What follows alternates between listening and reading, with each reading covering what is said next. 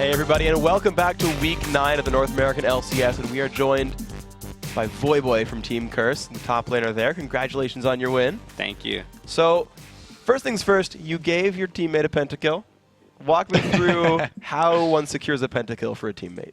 Well, generally, like, in team fights and stuff, a lot of times, there'll be so many things flying, people will be screaming, like, focus, focus, focus. A lot of times you won't notice, like, who's getting kills and stuff. But at the end there, I was, like, dead. I respawned just in time to TP in, and Quick Cop picked up a quadra kill. I was like, oh my god. And then Elements landed, the barely, he was, like, about to die. He landed the hook onto Jace. I jumped over the wall. I popped my ult and slowed him, and Cop just flashed in, picked up the pen, and we were like, finally, Cop gets a pen kill. It was nice.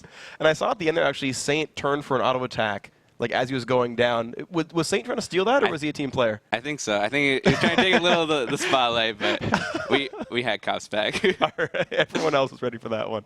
Well, okay, so walk me through then as the game started. They had some really awkward, unorthodox picks. How much of that could you see from Champion Select and guess, and how much of that was like, oh, it's Yeah, so we know MIA really likes to play Kayle support. It's something we're very familiar with. We were considering banning it, and when they picked Kayle, it's a very ambiguous pick. We didn't know if it was going to be mid or top. We thought maybe it could be Jace mid, probably plays like pretty much everything. And when we saw the Janna, we were like, oh, okay, that's a Janna mid. And then we were like, okay, they're going to be split, because we knew he was probably going to take TV, because most Jannas do. We're like, okay, they have a pretty good poke comp, they're going to be split pushing. Like, we were a little bit worried. It was a very strong comp, and we were kind of scared. But I think the thing that gave us some confidence was we figured that Alistar was going to fall off, because Alistar jungle, he has really good ganks. His early game potential is really good. I mean, he's a beefy bruiser, but late game he doesn't really do like the same amount of work as someone like Volibear, I would probably say. So that's something that we took some solace in. And that was that like how you were planning on winning the game? Because you said, you know, we're afraid of this comp. It's a good comp. There's split push. What do you do as a team? I mean, you've already locked in 5 champions. What do you do as a team to be like, okay, here's how we'll change our game plan to win? So generally against poke comps, you have 2 options. You can get poked and die, take Nidalee, Jace things to the face, and be like, okay, you guys can take all our objectives, or you can hard engage them. And if you have a team without hard engage, then poke comps pretty much destroy you. Thankfully, we had a pretty good engage comp. We had Volibear. He could keep flash flinging. We were basically trading flashes. Every time Voli's flash was up, we tried to get engage on them while they were pushing mid. Sometimes it worked out. Sometimes we would just get a flash off of Varus or something. And we basically knew that we had to do something. We were actually a little bit nervous, because before we had that like really big ace in team fight, we were pretty behind, and they were just out damaging us at pretty much every stage that we tried to fight. And we just went for it. We went crazy. We got the ace, and we were just like, all right, the momentum is ours, and we just took it from there. So. All right, nice job. So you guys have done a really good job of building up Cop and making him look good. He's got the best KDA, and now you've added a Penta on top of that. Have you guys ever considered going like the CLG route and doing a strategy that you actually build around him? I think a lot of times you have to remember, like, people have different play styles and stuff. That team common stuff, of course, works for CLG, but I think we as a team have our different play style. We all like our own champions. And I think that the fact that, like, it's not just like kill Cop, win the game. Like, you have to focus on jacking me and saying stuff. I think it brings a lot more to the table. I mean, we have run like tank comps before. We've run team comps like Kayle, Twitch, Malphite, and stuff that are focused on keeping the AD carry alive. But I mean, Cop, he got a pentakill. He has highest KDA. I mean, I think he can handle himself. So he's a great AD carry. How much thought went into that Morgana pickup? Was that to combo with Twitch as well? So the Morgana pickup, we knew like they had a very CC heavy team. They had Varus to initiate, they had Alistar, and Jackie, of course, that's his signature champion, Morgana. He always pulls out the plays when he's on that the dark bindings and stuff. So we were sort of considering it. It's also, the Morgana also brings really good synergy with Kha'Zix. She has good AoE. She can spell shield herself or Kha'Zix whenever you jump in and prevent those very vital champions from getting taken down and CC'd. So we like the Morgana. So talk to me about your lane, actually. You were heads up against Nick Wu, who got first blood in the very first fight. Comes in a lane with like a red elixir and a potion and a ward and a longsword. And you actually had a bunch of pretty unfortunate ganks as well. How do you hold on against what looked like a losing lane, basically? So at the beginning, I was like, we were camping that Wraith Brush, and we were like, oh my god, Alistar's coming in. We all ran. Like, my team was like trying to scramble to get him. I was obviously top watching. I had to level up E first because they 5-man invaded. And we like tunneled to kill Alistar, and then like just around the corner as we were starting to hit Alistar, their whole team showed up. So they were able to win that teamfight sword. I mean, it was a 1-for-1, but Jace picked up first blood, and Jace came top with like a red elixir pop. He had long sword, a bunch of pots, and I was like, oh my god, like this is gonna be hard to deal with. But I just tried to stay at range, farm it out, and I did my best to just stay in the game. I was actually like even on CS until the gank top where me and Saint basically both died. We forgot about the JNTV, but it was actually just like a bad gank. Like we should not have gone for that at all. Okay. We sort of bloodlusted, and I mean they outplayed us. So that was like one point we were like, oh my god, we messed up so hard. But we were able to come back, keep it cool. I just farmed up. I was a little bit behind, but we had some good team fights. I split pushed a bit, and we all became like really powerful late game threats. All right. Well, again, congratulations on your win. Thank you very much for the interview, Boy. Thank you. And we're going to move on, though, because it's time for GGU versus MRN. It's the final matchup of the regular season between these two teams. And thanks to GGU's recent roster changes, MRN just might be being taken to school. And, well, we'll see if they have the upper hand. GGU is a very inconsistent team due to their roster changes overall. Player skill, I feel like it's just very rocky. We just recently had Bloodwater leave the team. We're not really scared about Marn, we're more scared about our own selves. If we're like having a bunch of subs that we're using against Marn, then things might not turn out so well. If you can't have a steady roster, then like the players won't get to know each other and know each other's play styles. Really, it just means the starters have to really step it up. Pretty much way of doing it, GGU is just not get behind early, just stretch the game out. Their game management is very poor, and so just wait for them to mess up pretty much. That's all you have to do. Well, we'll see if they will mess up. But these guys, there couldn't be more on the line in today's match. The winner of this game will be in control of their playoff destiny. What we mean by that is that if they win all their games from here on out, they're guaranteed top 6. If something else happens, they actually have to rely on someone else to lose to guarantee a top 6 spot. So being in control of their own destiny is very important. Now, while Marn is up 2-1 against them, it was GGU in the driver's seat during last week's showdown. Daydreamin came up huge, I have to say. All the subs, we keep on going over all these subs that are performing so well, but Daydreamin, he went 2-2-17 as Thresh, and he was involved in 19 of GGU's 22 kills. Meanwhile, on the other side, Mega Zero actually did well. He had a good game. He was 4-3-2, which doesn't look that impressive, but on a losing team, that's actually pretty huge. He needs some help, though. Claky D, he went 0-6-6, so they're going to have something from the jungle. They need to make some plays. He has to make something happen and turn around some of these losing lanes. All right, and we'll see if they can do it. Let's break down the lineups for these two teams. On the blue side, it is Good Game University. In the top lane, that will be Zion Spartan. In the jungle is Nintendude X. In the mid is still Jintei. At this point, I got to consider him a starter. In the AD carry is Don't Mash Me, and the support is still Daydreamin'. Never can tell with that team. On the red side, though, we've got Marn. They've still got Mega Zero up top, Claky D in the jungle, Echo at middle, Niantanso on the AD carry, and Heartbeat supporting him. All right, so before we get into Champions Select, let's take a look at who you think are going to win this match. According to LOLesports.com, 75% of you guys think that Marn is going to come out on top of this one. That's pretty big. And I have to say, I do have confidence in them. Having casted their qualifier round where they did that amazing base race, I always just have this feeling in the back of my head where Marn can still win this game. They can just Marn anyone. Yeah, Marn is now the verb of just coming back from all crazy odds. I mean, they really did have like this weird, like crazy just route the whole way through. And, you know, in one of the early weeks, we had this Cinderella story video about they barely squeaked into the ranked 5s ladder, and they barely squeaked through that qualifier, and they barely squeaked through the live qualifier. Like, over and over and over, they barely do it. Now they're sitting in a pretty comfortable 5th place, although I'm gonna laugh when they, like, are at 7th, and they have to win their very last game, and it's against Curse, like, in week 10, and they're like, okay, we have to win this match to get 6th, and they do it again. Like, that's gonna be, like, Marn's destiny. We'll prep a good audio reel for that, have some good rocky music playing, see if they can actually pull that off. The final countdown is coming. The Eye of the Tiger pumping. I think we should just have all songs at once playing at the same time. Like Gonna Fly Now and Eye of the Tiger, and just all of them at once. It'll sound terrible, but you'll be so amped. Yeah, synergy doesn't really work with audio. It depends. A really good DJ could do it. If you like that really hard dubstep, then maybe you're a big fan of that. Hey man, dubstep is the music of esports. It's true, actually. I mean, that and bubble pop. That and K-pop, indeed. Well, guys, so talk to me about this match, of course, a little bit. Right, we've got GGU on the blue side.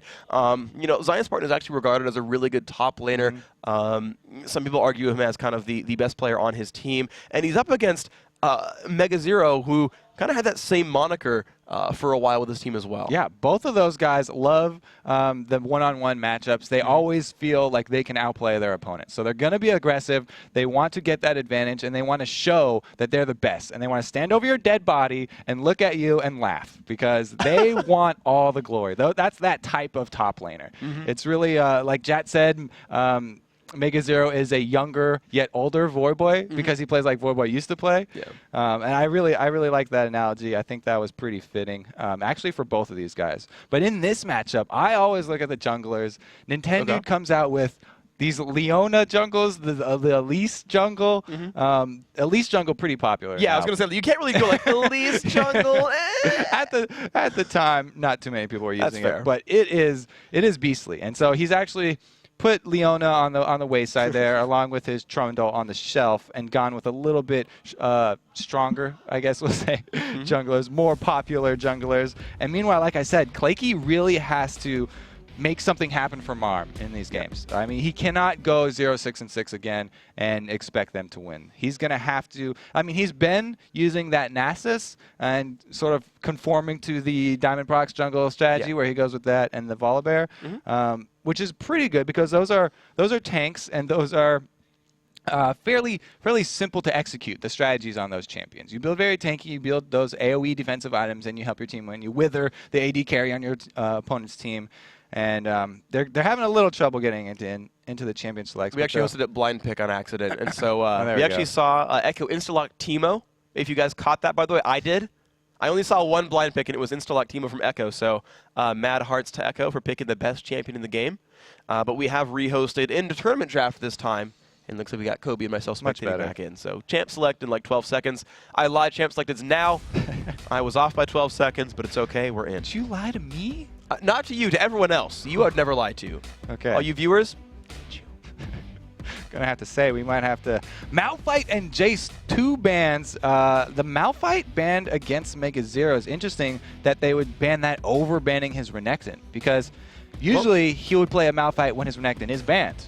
But now they're saying we're actually more scared of that hard engage. So many teams have had problems in the late game, like we see. If they don't have that go-to point-click hard engage, then they don't really know how to finish it off. So interesting ban. They could pull a curse and first pick it. Nope, it's going to be first pick Thresh. Don't even mind me. That's always a good pick, though. That does work pretty well. I really enjoy that support. There's so many more things that he adds to the game. The Soul Collection, for one, going with a very offensive lane, you get a huge advantage because you can, if you collect so many souls, you get really tanky. Plus, he gets all that free AP, and there's always the threat of the hooks as well as lantern ganks. As a jungler, you're always really happy when you have a Thresh on your team because it adds so many more possibilities to ganking a lane. That will be pretty good. We'll see if that ends up panning out here. For Marn, I want to see him grab Leona so they can both fight over Soul. Of course. The exaggerated facepalm. GGU on the blue side. There we go. Marn. Oh, come on, Leona. It was such a good joke. No, Lulu looks like to be Heartbeat's supportive choice here with 10 seconds left to choose their other champion. Yeah, and actually, Heartbeat has surprised me as a fairly new support player. I mean, he played a lot of other roles, so he's obviously a flexible player. But he really has taken to the support role very quickly. His Janna play was exemplary, and his Lulu play was very strong as well. All right, and we do have, of course, one of the most brutal push lanes overall as well, so that'll be a fun one. Now, it's Good Game University's time to make some choices. The bans actually look pretty similar to Curse's bans against Marn overall, though you're right, it is surprising we've not seen Renekton on either side yet. And I have to say, I think GGU are actually a little relieved to see no Vayne pick there, because Nian Tanso, he really pretty much put the whole team on his back last time he had Vayne and carried what looked like a losing game into a victory for them. Yeah. So even though it's always annoying to see that push lane of a Caitlyn Lulu because they can shove so quickly, and it means your towers are going to take damage no matter what. Yeah. At least they don't have to worry about that Vayne farming up and coming in with the Bloodthirster to wreck the entire team fight. Well, the second time we've seen a tentative Syndra pickup now. We saw that before we actually locked in Lux when they played against Curse earlier on. Lux, for what it's worth, didn't work out too well against them. That was a pretty one-sided game. And here we're just trying to see what else they're going for. Of course, we are seeing Twitch once again here second time in a row here for GGU University. And they took away that Nasus I was talking about that Klakey was using last time. So he's going to have to man up and choose a champion that's going to have an early effect, I think. Because that's really Klakey's style. He shied away from it from all those times where he tried to pull a gank and then got caught out because he was staying on a ward. Nocturne, actually, that'll be good for him because you get hit level 6, that's a guaranteed gank. You can gank from behind the lane. They can't see you. You're going to come in flying in hot. All right, it will match me picking his, I guess his and Cutie Pot. I just realized Heimer Mechanics is a pun in itself. If they use that right skin. I just got that now. I'm ashamed of myself. But they're looking, I mean, there's good synergy with Blitzcrank as well. But anyway, so I guess we have seen Blitzcrank top from SOAS, but looking at the last two picks right here, they need themselves, I'm guessing, a mid laner and a top laner. Daydreamin does love hooks. Yeah. So if he didn't have Thresh already, then he could lock in that Blitzcrank. But it looks like it will be the top lane Kha'Zix, like we saw Voidboy just pull off last game. All right, we'll see how that pans out. Actually, went really well for Voidboy, of course, you saw overall. They did win that game. Heart being a man after my own heart, but stop toying with me. I don't think it's going to be a counter lane here in this way, but they are looking for their top laner here to fight up against pretty obvious Kha'Zix. Teemo actually is pretty good at kiting people.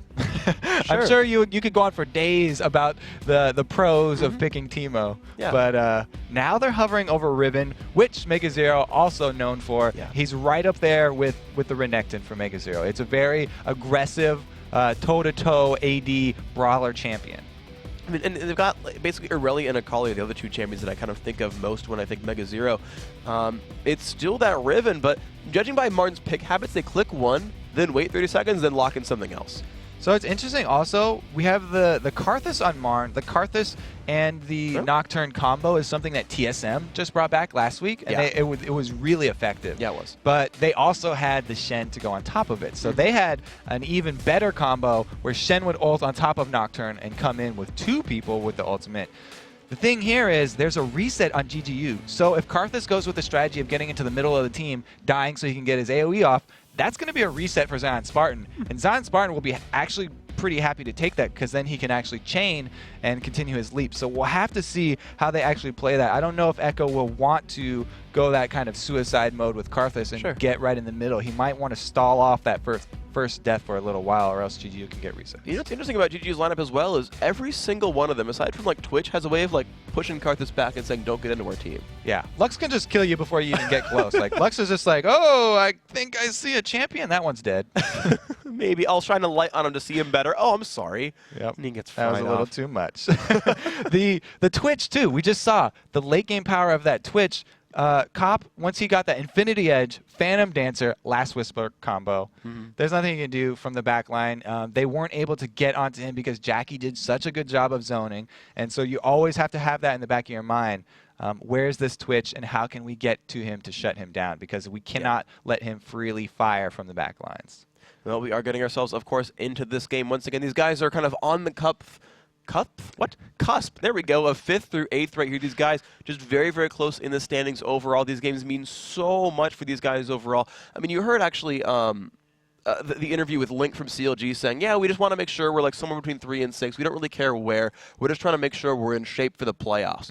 Well, these guys don't have the luxury. They've got to make sure they're in shape for the playoffs and win some more games. They've got to make sure they're top 6. There are no luxuries for either of these teams. They have to play their hardest, and then they have to go home and they have to continue to train and play their hardest next week and the week after. So there's not going to be any rest for a while for any of these guys. And, of course, don't forget that next week is a super week, 20 games over 3 days. So basically everyone, like if you want to look at the standings at the end of the week, know that every single team has 5 games to play in week 10. And you can do the math at home if you want, but looking at the teams page to figure out how far these teams can go up or down in the standings. You've got some that are locked in. I think the guys in the top 2, actually the top 3, even TSM, are guaranteed top 4 at this point. So they're actually in pretty good shape overall, but you can see a little bit more fluctuation everywhere else. Yeah. Everybody, of course, vying for those cushy spots at the top that Curse and Dignitas currently have. It's just out of reach for some people at this point. You literally cannot get up there if you're the GGU. Yeah, so we are looking at Jinte right now. We're actually waiting for him to load back into the game. Had a bit of trouble for that himself, but other than that, we are ready to go into this matchup in the very, very near future because I don't want to hold this game back anymore. If last comes any indication, these guys are bringing out something cool. Another mid laner for GGU having problems. They've had the most volatile lineup of any team. They keep on switching people out because they have problems or they decide to actually replace people. Some of them, to be fair, are GGU's own management saying, oh, well, we need to switch someone out. We got to get someone else in here. And then some of them are just out of their hands, people leaving, or Shifter, who I guess maybe viewers at home have even forgotten his name because he hasn't been here in so long. It was week 1 when they had their amazing showing and everybody had high hopes for GGU, and then they've had to replace people and play with a bunch of different pieces every game. Yeah, well, we are right now restarting Jintae's PC, so that will be just another couple of minutes away from this one. But of course, you're seeing a lovely blue backdrop. You're seeing lovely ref uniforms, and of course, the lovely Jintae on your screen right here. And so, see, what else can we say about these teams? I don't want to talk about lineups too much because we can't see them on your screen right here. But I'd like to say there are 3 biscuits on GGU. Which is interesting to me. It means Nintendude and Zion have both gone utility builds on a Nasus and a Kha'Zix. The Kha'Zix is top lane. And so that, to me, I think that we might have a 2 versus 1 for him because they are purple side. And getting an extra biscuit for the regen is important. He didn't opt with the Explorer Award like Nintendude did and like Daydreamin did. Well, 2 Explorer Awards also means everybody look out for those level 1s that we saw last week because they actually have some extra vision that they can put down for those. Those things are very useful, and you don't have to burn all the 75 gold for a real award. Yeah, and that's actually kind of something interesting about that as well, is when you look at your opponents, for those of you, trying to, game your opponent's masteries and whatnot, the Biscuit is a 9-point utility mastery. Am I right on that one, or am I stupid right now? I don't usually go utility, so I'm going to have to say you're correct. And solidarity here. I'm just going to have to say you're right. I'm going blind. I don't know if I've ever picked up that anyway. I'm the worst support player in the world, but I'm pretty sure it's a 9-point mastery, whereas the Explorer Award is a 13. Deep. I know that it is deeper. Yeah. So actually, we have an Explorer Award on the Nasus as well on Nintendo, so he is actually deep utility. Zion Spartan could technically be 2109, for example. It looks like they're almost there to get in the game. They're actually having a discussion on lasagna. Oh, they're trying to rhyme. They have lasagna, bologna, and those don't even rhyme, even though they're spelled the same. I don't know. This is lasagna bologna. Okay. I'm glad we never talk about I say never as I just bring this up. I'm glad we almost never talk about the players' chat in between each other in the games. Because they're not allowed to actually discuss the game itself during pauses. They can't use a pause or oh crap, we forgot what we're doing. So they've got to go a little bit off topic. But the fact that they're talking about lasagna and bologna, that's farther than I would have expected them to go off topic. Maybe they're a little hungry, a little peckish. Ooh, you're going to have to work that one in next time you go over there. But we do have... Just keep that in your pocket. I'll watch the VOD later. You'll remember, yeah. Okay. Nintendude has got 2% spell vamp right now. Okay. So that to me means that not only did he get the award and the biscuit, but he's got 2 points into that 1 mastery that gives spell vamp and life steal. So he's going to have actually a lot of sustain in the jungle because, as you know, Nasus already with the passive gets some for free. All right, that's going to be pretty good overall. When you have Jintae reconnecting to the game now. So just a quick short 4-minute pause overall, and looks like everybody is happy. So here we go. Everyone is spamming. Nintendo says, welcome back, Freak. I don't quite understand that one so much, but Don't Mash Me has unpaused the game, and we are ready to rock, guys. On to the Rift we go. Good Game University on the blue side. It is Team Marn on the red, and these guys are fighting for their playoff lives. Yeah, nobody wants to end up on the bottom because then they're going to have to face some very fearsome challenger teams, which we will see later today. Let's see where they end up going with this one. So GGU actually all together are running up the top left-hand side through the jungle and actually about to square off against Marn themselves. Only Heartbeat is spreading off to the other side himself. He will happily ward over the wall, I should say. Where is GGU heading? They're actually, everyone on Marn is actually clumped up in one small little group as they're waiting for Heartbeat to rejoin them. GGU about to face check a brush. Here we go. And they land the blind hook onto Echo. Oh my gosh, are you serious? But do they not have the damage? Actually, First Blood goes for Riven first. as they pick up that kill. It's just going to be hectic right now. 4-on-4. Exhaust goes onto Clanky D. They're chasing down. Will they find Mashby? Will they find the damage they need? The Q comes off from Nocturne. He's still got a haste coming in. The flash comes in from MegaZero. He starts the Riven spam, but he gets light binding. He has so much damage onto him. He has to run away from this one. The Q comes off. Mashby has one hit to go, but he can't go for it. The Threshold will not land again. And there we go. Just a 1-for-1 first blood to Marn. That is the level 1 invade I was talking about from GGU. They have the hook. They went and used it. It was a perfect plan. The only thing is Marn reacted even better. The most important thing in level 1 team fights is not hesitating. Mega Hero just went straight for the offense right there, put out enough damage to grab the first blood barely before GGU were able to answer. What was funny about that as well is Echo flashed backwards to try to keep himself alive and or buy time. Instead of flashing in saying, screw it, I'm going to die and land lay waste, it did give Martin the first blood, but Echo did not get to contribute much more after that. You can look on the side of your screen, though. You can see a lot of summoners burned on both sides as they just start their jungle paths. And MegaZero, like we said, he's in this top side. He wants that 1v1. Even though they are a purple side team and we usually see switches from them, MegaZero always likes to go 1v1. GGU knows this. And so they've actually, as the blue team, switched their AD carry and support up top. All right, meanwhile, MegaZero actually getting zoned out from the Tri-Brush by a ward thanks to Daydreamin'. Going to make his way over there now. And this is going to be a difficult lane for Mega overall. Light Binding lands. Actually, sorry, it's just MegaZero taking more damage. Down below half health. There was a Light Binding in mid lane, but Echo's alive already. Yeah, so it would have been a very hard lane for Zion Spartan because Mega did get the first blood. And he would come, like Voidboy said, he's got a red pot ticking. He comes with an extra longsword. So Riven could just bully him if they actually did go for the 1v1 matchup. That's probably why GGU switched up. But they could have had this strategy all along, as everyone knows that 2v1s are MegaZero's greatest weakness. Yeah, and I think that's kind of true, really, is that you can always expect Martin to never lane swap on Red's side. And I've seen overall a lot of games of teams that mind game their lane swaps. We see it every once in a while where they expect a swap so they don't do it and so they screw the opponents over. It's a really fun thing to see when people start mind gaming each other on lanes. You don't want to do the same thing over and over because it makes you predictable and it makes other teams, it makes it really easy for them to research you and come up with a counter plan like this.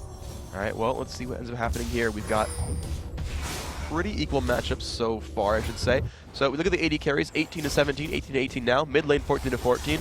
The 13-13 across the jungle. The only real difference here is MegaZero in a bit of a worse spot in his top lane. Otherwise, it's almost identical across the lanes. Another thing they gained from doing this lane swap is that MegaZero popped his Fortitude Elixir in that level 1 to gain the first blood, and it's just going to tick out now, and that's going to be 250 gold that did not come to much use because he's being pressured so hard by a 2v1 lane. Yeah, whereas he could have fought Zion Spartan much harder. So you can see Neon Tonso and Heartbeat pushing up his bottom lane. That turret is now below half health. There's some good push there. MegaZero is taking damage, but he is actually not going to lose his turret, at least as quickly right now. So that is one thing you're going to see differently. Turret pressure versus champion pressure. Nasus is amazing at wave clear. He's a really good jungler to come out and clear those waves with his Spirit Fire, but Nocturne is actually really strong as well. His Dustbringer is AoE, and then he gets his one AoE auto attack off, and that can just devastate the back line of the minions. Here we go, on to Neon Tonso. They're fighting a lot of damage there. The Wither is down on a Heartbeat. This is not good for him whatsoever. He tries to flash away. Ignite is on, and Zion Spartan finds a kill for nothing. Neon Tonso forced to flash away as well. Big win for GGU. Yes, good answer right there. They also got both flashes off the bottom lane, so he can return back to that bottom lane. And that could be brutal overall. You now see Zion and Nintendo just shoving that wave out, but they're actually going for a counter gank up at the top-hand side of the map. There is a stun on a Mashby. They find so much burst damage. He's hooked the barrier, but it's not going to be enough. And there we go. They're going to move in on Daydreamin' now. Nope, Death Sentence will stop AD from going back in, but a 1-for-1, they keep trading AD carries. Marn able to answer back the exact same play on the flip side of the map. We're seeing symmetry in motion right now. Symmetry in motion, indeed. And here we go, Nintendo going for a bit of a steal there. Stealing away the wolves. That's going to be nice for him. I don't think they would want to dive at Karthus there. Even Nintendo with his aggressive style, pre-level 6 Nasus, not going to want to go on that. Echo, we have to say he's about to hit level 6, but his mana is very low. Usually you have to worry about that early Karthus ultimate. The first one can catch you off guard. But if Jintei can continue to shove him and force him to use all his mana like this, then they can actually call out the Requiem when he recalls back to base. It looks like Jintei is actually going to be the first one going back. Alrighty, so let's see what ends up happening with these lanes. We've got Zion Spartan with a tier versus MegaZero with a Brutalizer, of course. And though his lane has sucked so far, 2 kills gives him a heck of a lot of gold. And you actually see the junglers trading their items around as well. Clicky D with Madrids and Nintendo with a Spirit Stone. And Zion has had to pop his red elixir as well, defensive, or actually to try and get that kill where they took down Heartbeat. Yeah. So that's going to be ticking down right now. It is actually going to help him a little bit though, because those void spikes do get extra damage for every extra 8 point in AD that you do have. Alrighty, so here we go. GGU again with a minion wave towards that top turret. No one is around to counter gank, so Mashmi is looking for some free damage here.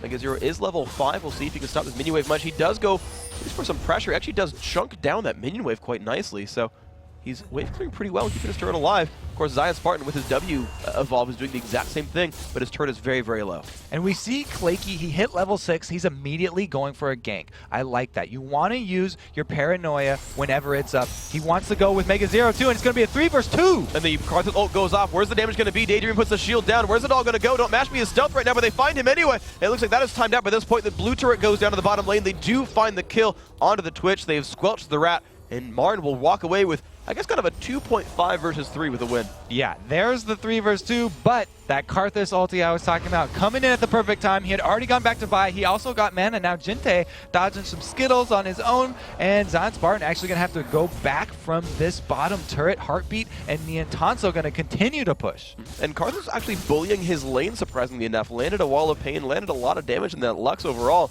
and Jinte is the one being forced into a little bit of a worse situation. Heartbeat's actually starting on a red steel right now, and he's just like soloing it ever so slowly. That poor little Yordle's losing to a lizard camp, honestly. I know I said Lulu can jungle in the spotlight, but this is not what I meant, Heartbeat. Niantanso going to come back in. He's going to take that red buff away for himself, just as Nintendo gets into the bush. Don't fail this net, because that could be your life. Okay, that was dangerous. He actually got it over. I myself have failed that exact same net, so... That was like the most nerve-wracking. Like, he can see Nasus, he knows his flash is down, he's got no mana to put anything else down, not even a Yordle trap. Get right next to that wall, because it's the perfect width for you to be able to mess it up. If you don't get right next to it, turn off you'll look silly. Yeah. And you're going to have to... He didn't even have a flash either, so he would have died. Exactly. Given the red buff back. Nintendo going to give over this blue buff to Jinte, though. That is so important on Lux. If he can actually snipe out Echo... Oh! Clicky D's monster passive stole it away. It was, He also has red buff, so it might have been... stopped attacking. It was definitely the passive. Oh, no. You always hate that. The 6 true damage. It's such a good mastery, but it actually affords a little problem for mid laners there if they aren't able to get that last hit. Niantanso now switching to middle with that red buff. Jinte going to be under some pressure here. All right, let's see what ends up happening with this one. Of course, Tier and Catalyst both done for Echo, so I don't think Mannion is a big concern for him right now, more the cooldowns. Mega Zero goes in for a fight against Zion Spartan, does not land anything really at all, and Zion has done some free damage here. Meanwhile, Mashmi is going to be heads up in a 2v2. No, I take that back, 2v1. They've sent Karthus to the bottom lane to deal with him. And Mega Zero uses his ultimate going on Zion. He's fighting a lot of damage. The stealth comes off from Zion. He's trying to walk away. The ult comes off as well, still burning him down. The ignite might not be enough. Last tick won't be. 50 health left on him. Zion gets out, but Mega, of course, is winning the lane. Yeah, Mega doesn't go with repeat fort pots, but he did go with 2 more Doran's blades on top of his brutalizer. So it's still an early game build, and it's just that he does get to keep those. He'll have the extra damage for a bit longer. Shoving in on that top turret, Nintendo forced to go top and clear it. All right, that's going to be Nintendo picking up some farm. This is actually the one thing that I see Nintendo have as like his biggest weakness is he deprioritizes farm so much. He's like the anti-Saint Vicious that I tend to see him get behind in most games I see. But if he's holding up lanes, he actually does really well in farm. It's interesting to see. Well, Claky has also gone with the very early Wriggles. That's going to pay off. It's sort of like a gold for 5 in the aspect that you get free wards. It also gives him lifesteal, though, so he has good sustain in the jungle. They're going for this dragon. Can Lux steal it? No. Good answer. The answer is no. Nintendo finds some damage. Mega Zero actually almost immune to slows at this point because he is Riven, of course. Yeah, Jinte's ult was down as part of the wave clear in mid lane earlier, and of course a good smite coming out from Claky D. And so we can see that Marn here at 10 minutes in are up 3-2 in kills, and they're up actually 3,000 gold right now because they've got a turret and a dragon in their favor as well. Looks like the viewers had a good feeling about this game. 75% of them did favor Marn, and they're currently winning. But GGU, like I said, late game, they've got that Twitch in the back pocket. They have Kha'Zix who can get resets. Even though Karthus is a beast, if he does go down early, that just means Zion's going to be able to reset, and then we always have the pick potential from a Lux. Alrighty, well, let's see what happens with this one, of course. Long-range power is always nice to have, as is a Thresh. And by the way, Daydreamin' now has that chest of gold this time, so we can make the joke. There we go. Well, we've already done it. We did it too early, so it's not going to happen. Oh, I'm just vetoing it right now. Vetoing it. If you that doesn't stop me, you know that. Okay. Alright, moving on, though, we do have Nocturne waiting around for a lane gank up top. Almost can't even call it a lane gank with Nocturne, but Megazero's wave clearing. He puts on the Q and says, no, we're just going to shove the turret. They actually can take this down really quickly. There's a lot of AD on both of these champions, and Zion knows that he's in a dangerous spot, doesn't want to contest it. That's going to be another bout of global gold for Team Marn here, just extending their lead. Yeah, good pickup for them, though. So now 2 turrets to 0, 4,000 gold is the lead. That has grown a little bit in the last few seconds. And this is looking quite nice for Marn, putting themselves in control of their playoff destiny, as it were. Adrian picking up a couple of souls and running his way back forward. Gente, of course, just pushing out his mid lane. No big issues for him there. Mega's waiting in this bush up top. Ooh. He's been waiting there for a few minutes. Zion Spartan running away. All right, moving on. Anyway, we do have that Karthus waiting right at the bottom lane. Megazero, of course, is wave clearing top pretty easily. And we're just we're in this part where these teams are both farming, really. You know, GGU lost a couple of turrets early. Marn found them. And, you know, they made those pressures here, but now they're kind of waiting around looking for openings, and they haven't found any just yet. Well, what Marn are trying to do is get the pressure on the mid turret by sending their Caitlyn over there. It looks like they actually want to engage here. Here comes the Nocturne ult. They do look for Daydream. Let's see if they can get the damage out. The box is there. The Fear Tether does land. The slow is massive, though, in addition to the exhaust. Mashby goes in for Echo. Will he find the damage? Exhaust goes off. The passive shouldn't be enough, and it is enough right there. Echo's going to wave clear, farm a couple of minions, but yeah, it looks like that gate got completely turned around. Amazingly well played by GGU. Yeah, good job. What I was saying Marn were trying to do by switching that Caitlyn mid lane was put pressure on this last outer turret that was standing, but Lux had the blue buff, and she was able to wave clear too effectively. Now that's run out, but Megazero's the only one left here in GGU territory, so it's going to have to exit. Well, Niantasso has chugged a red elixir himself and is being really pressured in this mid lane right now. Nintendo's spending a lot of time with Gente to make Niantasso's life miserable, and Megazero will run to this mid lane to hold the farm and make sure that turret does not go down. So you're right, they absolutely want to pressure this one out. And his shield, of course, blocks all the auto attack damage from Gente. He is safe here. Yeah, that shield from Riven actually scales with AD, so it's perfect on her. That's why you see most Rivens building fairly glass cannon with a lot of attack damage.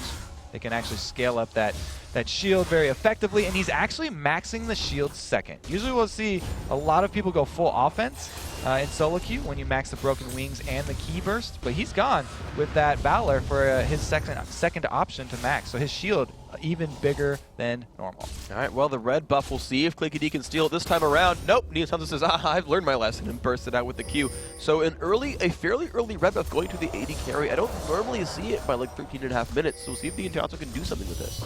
Yeah, and it's really effective on Caitlyn just because of that very long base attack range. Hopefully, they can get that pressure mid they're looking for. Just that Lux, lands a good combo, doesn't want to, well, he doesn't have the option to finish that off with the full combo and the spark. Lux with a blue buff, one of the most effective wave clears in the game, so it's hard for them to put that pressure. Meanwhile, bottom lane here, GGU gonna get an outer turret for themselves, the first one for them. And Echo does not even try to defend that whatsoever, so that's going to just be an easy pickup for them. GGU does find their first turret kill of the game, though Marn is firing back in this mid lane right here. The wave clear is available from Lux, dealing some damage to Niantasso. We'll see if Marn sticks around for this one. Of course, Megazero flanking around the backhand side. They could backdoor this right here. Yeah, and it looks like they will. So that is a third turret now.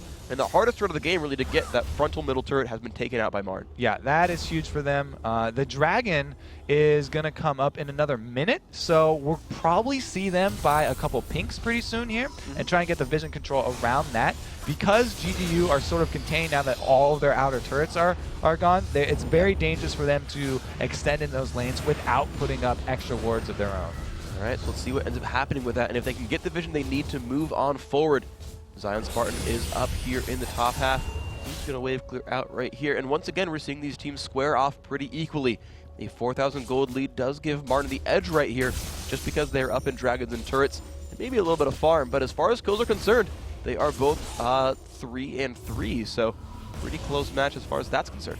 So earlier in the day, we saw Lux rushing the Morellonomicon. This time, Jintei has rushed the Athene's Unholy Grail. Usually, you see the Athene's rush when you're up against a magic-dealing mid laner because it gives you that magic resist, and you're able to spam out your spells so much. And if you're up against an AD, then you want to get your cooldown reduction from that Morellonomicon because you don't get as much use from magic resist, obviously. Oh, and right now it is Good Game University with control over the Dragon area. They do have the very aggressive Sight Ward into the opposing jungle, as well as the Vision one, making sure that everyone is blind here, but they're actually backing off right now. Looks like they don't even really want a fight. GGU actually loops back around, and Mashmi picks up some farm over on the right-hand side, and it's Marn moving in, putting their own pink ward down. Yeah, most of the battle here is going to be over Vision. Neither team really wants to tank this Dragon. Marn are just going straight for it, actually. GGU a little bit out of position. They're going to burn it down. Now the ult comes out from Jintei, but it's not nearly enough. They pick this one up. Now can Martin get away or get a clean fight right here? The ult comes out. They find Nintendo right here, and they go for the dive on in. Where's going to take the most damage? They're going on a danger, even Mashmi and Nintendo. Nintendo's so very low on health. They get the kill on Mashmi, and now it's a heartbeat forced to flash away. Clinky D goes down as well. The backline is just going everywhere right now. Zion Spartan, he goes down to the Neon Tonsils before he goes down to Karthus, and they're just trading kills everywhere. 3 down for GGU, 2 down for Martin. And Mega Zero is not done. He still smells blood. And Daydreamin says, if you think you're killing me, you're dreaming because you're getting away with that flay. We did have a pretty big win for Mon right there, though. They did get the Dragon, and then they also have map control now. So Neon Tanso is going to be getting free farm, and they also have the timer on the Dragon, plus getting the benefit of a 2-for-3 trade. And that was absolutely great for Marn overall. You're seeing now 6,000 gold. That definitely got a lot bigger than last time. Echo running towards the mid lane to take farm. And it's interesting to see how this team plays out because you can tell a lot by a team by where they prioritize farm. And Karthus is a guy you expect to have like 700 minions by 12 minutes because it's Karthus and he can do that. But it's actually Neon Tanso with really all the minion kills here. It's pretty big for them. I mean, they did send him mid lane right after he took the bottom turret, so they're focusing on getting him that early Infinity Edge. Now they want to add some attack speed on that. Once he has the combo, then he'll be the Caitlyn that everyone fears late game. She scales so well with items because she does have that huge base range. The important factor for Marn, though, is really who can get onto Don't Mash Me. We saw him go down early. They were like, okay, once we get Don't Mash Me down, that's probably going to be a one fight.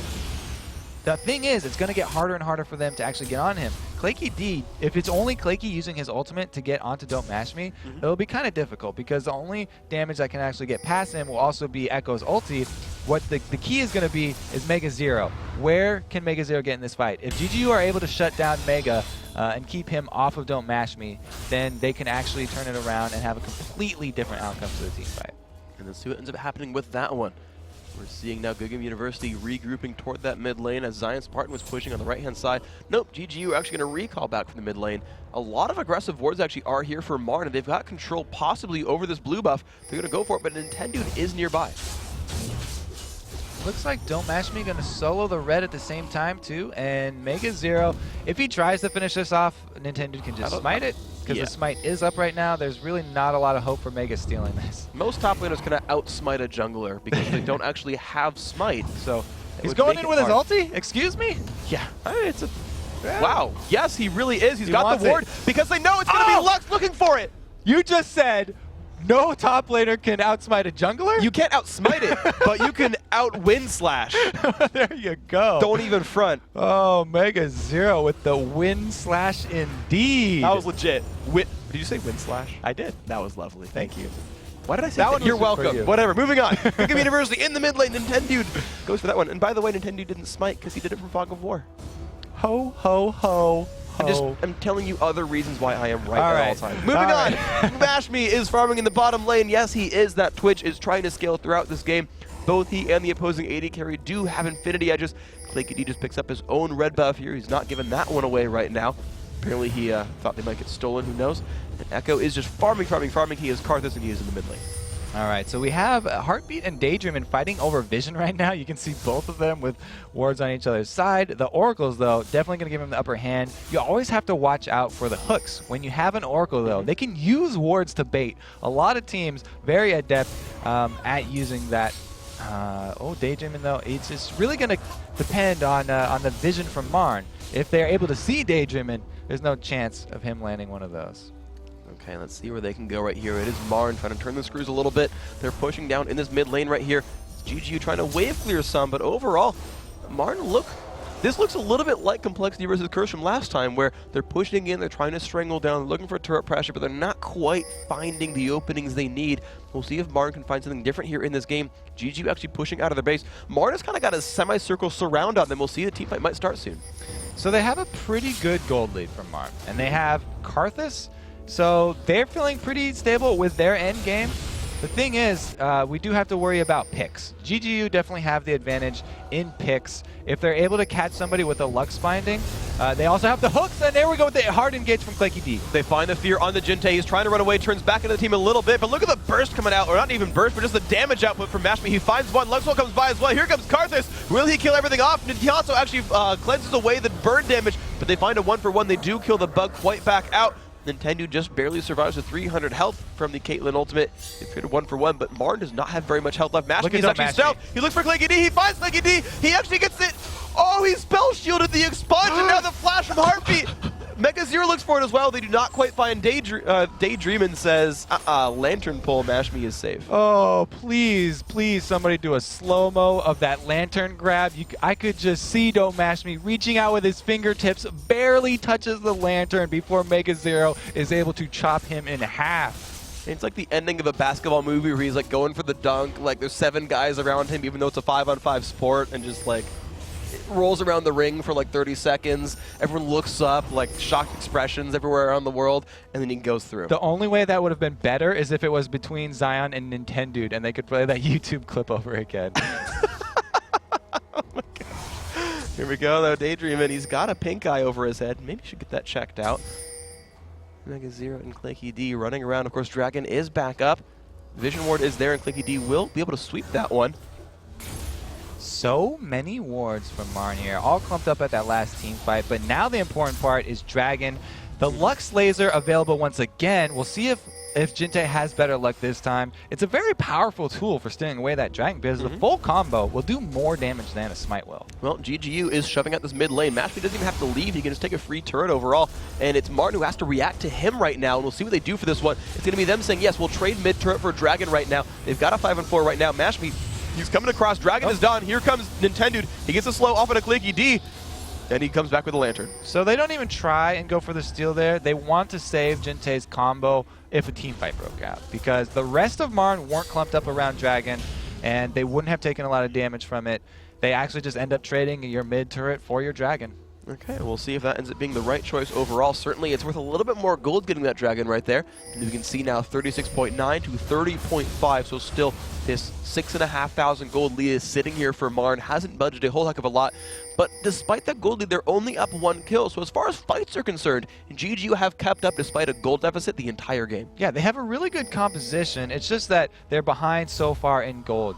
Both AD carries on each team have very long range. Both of them have Infinity Edge. It's just that GGU have the Nasus, so they can put a Wither on top of Niantanso and just completely shut down that damage from afar. Like I said before, Claky D, though, using his Paranoia very well, trying to get in onto Don't Mash Me. If Daydreamin is able to defend Don't Mash Me, then that's really going to be the saving grace for GGU.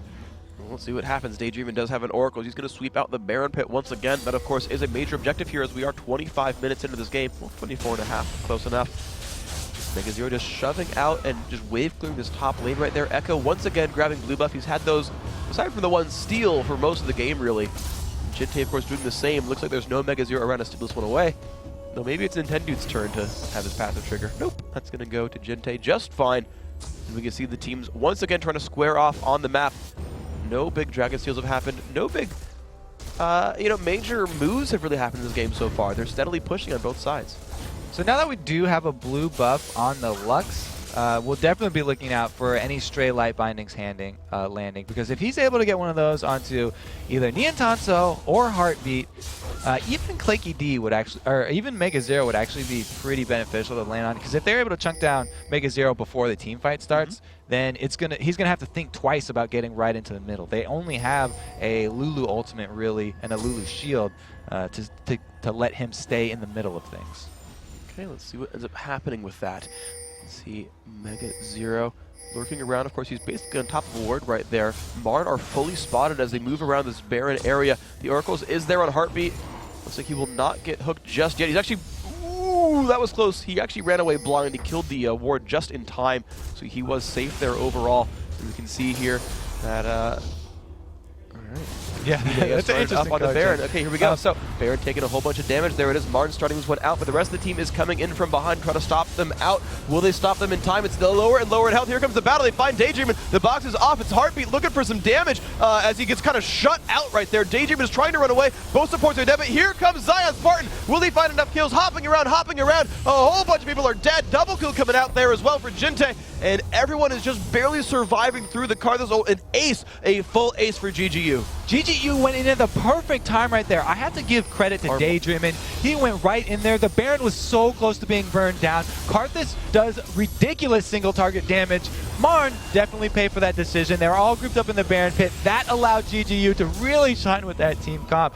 They were able to protect Don't Mash Me. Jinte actually used the laser to try and steal Baron if it was low or not. They didn't have good vision on it. But yeah, that was exactly what they were waiting for. GGU are so happy right now because their fate has completely turned around.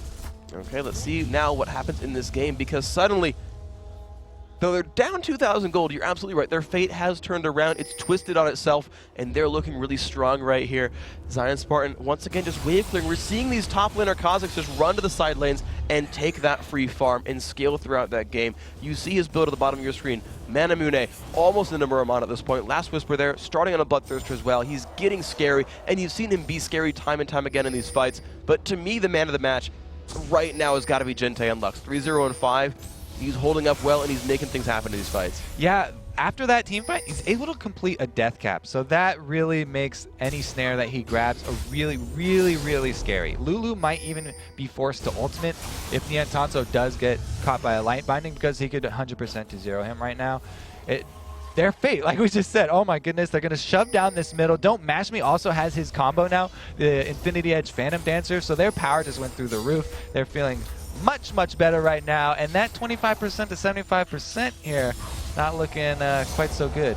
Yeah, suddenly those numbers have changed around quite a bit, and it's Zion Spartan killing another turret. No one is answering him on the right-hand side of the map whatsoever. It's Marn clustering underneath this mid-turret, trying to hold off. It's Mega Zero now finding Zion Spartan on the right-hand side. Not too much there. The mid lane, again, the pressure is there. Look at the damage coming out from the AD carry, and Marn doesn't want to fight against a Baron buff, so they're letting them have this, just putting out some poke. Death Sentence does not quite land, and now they might come in. Look at the damage there on Echo, and they're going to dive into this one. They're going to find a lot of damage on Don't Mash Me. He's still alive, though. What's going to happen here? They're pushing them back. They're pushing them back. They get the kill onto Echo, and now it's the re-engage coming in. The ultimate to come in there from Zion Spartan. He finds kill after kill after kill. Niantanso, no, he's going to go down as well. Look at the kills over and over. Another ace, triple kill there as well. Nice fight, GGU. So much was going to be determined by who was able to get onto Don't Mash Me. I was saying Claky D is going to be the only one because he has a guaranteed ultimate.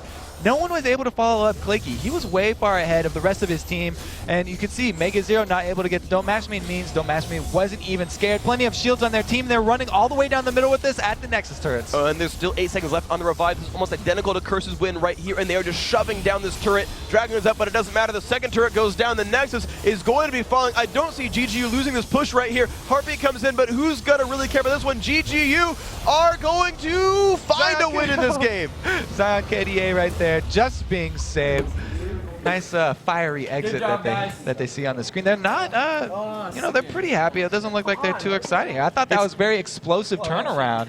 It's relief, I think, because they were kind of down the whole, like, the kills look close and they kind of knew that, but like, it's, man, we lost Dragon, we lost turret, we lost Dragon, we lost turret, oh, this is getting harsh, this is getting harsh, and then they're just like, here's the fight, like, let's just go Baron, like, okay, oh my gosh, another fight, wait, shoot, Nexus, go, right, like, and you're just kind of like this panic, like, we can close it out, we can actually get ahead here, we can find it, and they're like, that just happened. Okay. I can't stress enough how crucial it was GGU's timing on that Baron. I have to say, if Daydreamin' was the one making the calls, because he was on the front line there, he was the first one in. Yeah. If he had not gone in and gotten them that vision, they would have grabbed Baron buff. They would have come out 2 times stronger, and this whole game would have been different. So I really wish that we had a listen in on that, but I'm pretty sure Daydreamin' just got a whole bunch of bonus points. Yeah, that was absolutely great. And, you know, we talked about it at the beginning, right, where, you know, the new subs tend, like, the subs always work really well the first day, Like, almost always. It was like the North American thing. Like, you know, CLG, when they had, like, X-Hazard way back in the day at MLG, like, had the really, really good performance. Like, out of nowhere, if you grab a sub, you do well. And Daydreamin' is kind of keeping that performance alive and still doing great. So I always like to kind of see that. But, guys, after the break, we're going to talk with Don't Mash Me, the AD carry from GGU, so stick around. And then, of course, it is time for these semifinals of the Summer Promotion Qualifier, starting with Curse Academy versus Team Summon. We'll be right back.